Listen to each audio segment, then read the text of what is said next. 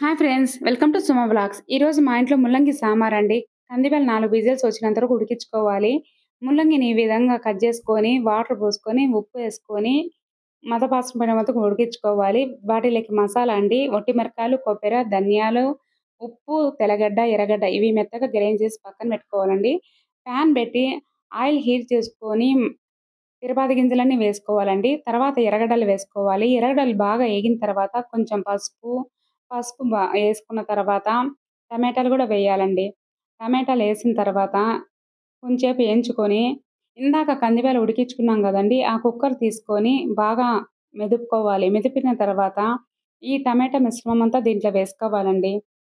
ఈ టమాటా మిశ్రమం ఏసుకున్న తర్వాత ఇందాక ముల్లంగి ఉడికించుకున్నాం గదా! అవి గూడా దీంట్లో వేసుకోవాలండి.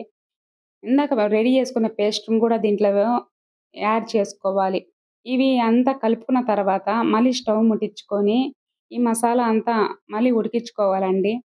తర్వాత లాస్ట్‌లో దింపే ముందర కొంచెం బెల్లమేసి, కొంచెం చింతపండు పులుసు కూడా యాడ్ చేయాలండి. మేమైతే ఈ విధంగా చేసుకుంటాం. మా రాజంపేటలో మా స్టైల్ ఇదండి. మీరు ఏ విధంగా చేస్తారో చెప్పండి.